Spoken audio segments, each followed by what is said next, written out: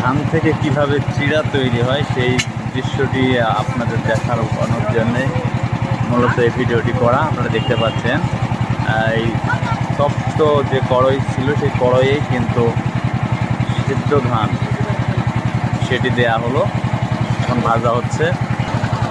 এটাই উদ্বোধনী চার ছিল, দেখতে পাচ্ছেন ভাজা হয়ে গেছে। সেই ভাজা ধান এখন নাই বলা হচ্ছে, সেখান থেকে বালু অপসারণ করে